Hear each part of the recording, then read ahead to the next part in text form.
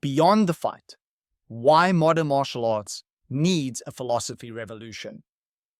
There's a question I've been asking martial artists for years, and it almost always catches them off guard.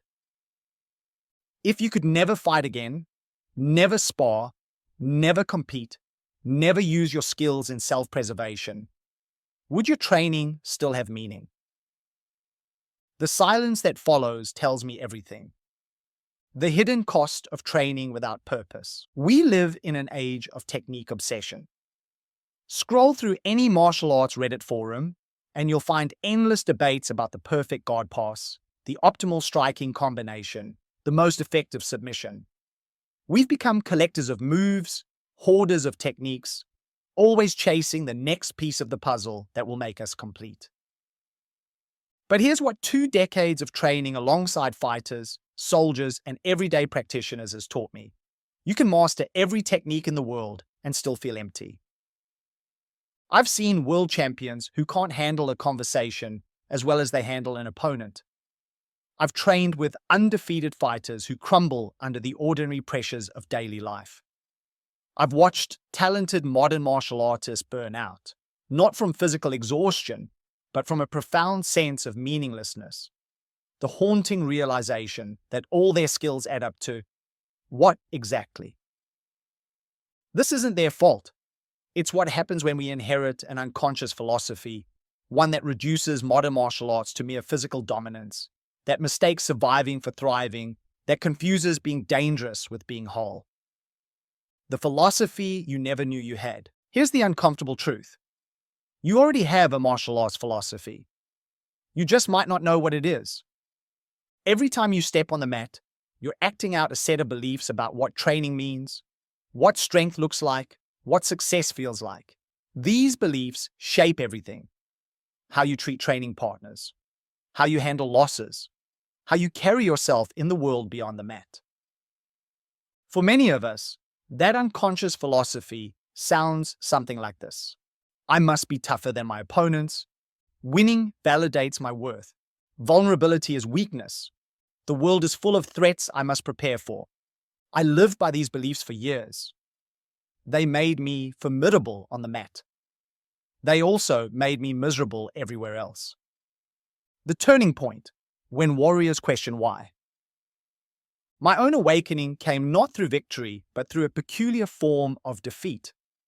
I had just dominated in a particularly intense sparring session, technically flawless, tactically sound, completely in control. As my partner tapped out instead of satisfaction, I felt nothing. Hollow victory, empty technique, a growing suspicion that I was using my modern martial arts practice to run from something rather than towards something. That night, I found myself once again reading Marcus Aurelius, the Roman emperor who spent more time wrestling with philosophy than with enemies. One line stopped me cold. At dawn, when you have trouble getting out of bed, tell yourself, I have to go to work as a human being. As a human being, not as a fighter, not as a warrior, as a human being. That's when I realized I had been training to become harder, but what I needed was to become whole. The path of the mindful warrior. What emerged from this realization wasn't a rejection of modern martial arts, but a radical reimagining of what it could be. I call it the path of the mindful warrior, not because it's the only way, but because it transformed my way. This path rests on a simple but profound shift in perspective. Modern martial arts isn't preparation for war. It's preparation for peace. Not the passive peace of avoidance, but the dynamic peace of someone who has faced their shadows and found light. Not the fragile peace of the untested, but the unshakable peace of someone who knows their capacity for both creation and destruction, and consciously chooses creation. Here's what this looks like in practice. Training becomes meditation in motion. Every technique becomes an opportunity for presence. That armbar isn't just a joint lock, it's a lesson in precise attention. That sprawl isn't just a defensive move, it's practice in responding without reacting.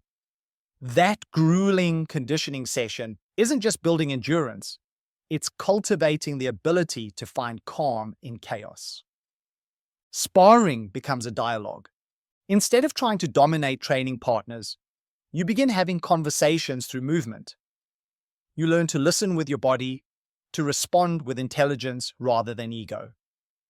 Victory and defeat become less important than the quality of the exchange. You discover that the best sparring sessions are the ones where both people grow. Strength becomes service. The skills you develop stop being about personal power and start being about collective empowerment. You train not to be feared, but to be useful. Your strength becomes a resource you can offer to others through teaching, through protection, through the simple act of being someone who brings peace rather than tension into a room. The practical philosophy. I know what some of you are thinking. This sounds nice, but I train for real situations. I need practical skills, not philosophy. But here's what's truly practical. A philosophy that prevents fights instead of just preparing for them. An approach that builds resilience for life's actual battles. Loss, uncertainty, failure, change, not just imaginary street encounters. A practice that makes you better at being human, not just better at being dangerous. The mindful warrior approach doesn't make you soft. It makes you sophisticated. It doesn't diminish your effectiveness. It expands it. You still train hard. You still develop formidable skills, but now those skills serve a greater purpose. Consider this. The most dangerous person in any room is rarely the one looking for a fight. It's the one who has nothing to prove. The one whose calm runs so deep that chaos can't disturb it. The one who has trained not just their body, but their entire being. Your philosophy, your practice. I'm not here to sell you on my philosophy. I'm here to challenge you to consciously create your own. Start with these questions. What kind of person does your training make you outside the academy? If you stripped away competition and conflict, what would remain? How does your modern martial arts practice prepare you for a life well lived, not just a fight well won? The answers might surprise you. They might disturb you. They might inspire you to revolution, not against others, but against the unconscious patterns that have been running your training and your life. The invitation. The modern martial arts world doesn't need more tough guys. We have plenty of those. What we need are more complete human beings, people who can fight if necessary, but who understand that the greatest victory is creating a life where fighting becomes unnecessary. We need practitioners who see the mat as a laboratory for life, who understand that every technique is a teacher, every training session a chance to evolve, not just as fighters, but as humans. We need mindful warriors. This isn't about abandoning hard-earned victories over the years in discerning functional from fantasy. It's about fulfilling their highest promise. It's about recognizing that the ultimate goal of learning to fight is learning to live. Fully, consciously, courageously. The standard path of modern martial arts today promises to make you dangerous. The mindful warrior path promises to make you whole. The question is, which warrior do you want to become? The journey from fighter to mindful warrior isn't a destination, it's a practice. It begins the moment you start training with intention rather than just intensity. It deepens every time you choose wisdom over dominance. It completes itself never, because growth has no ceiling. Your next training session is waiting. How will you approach it differently?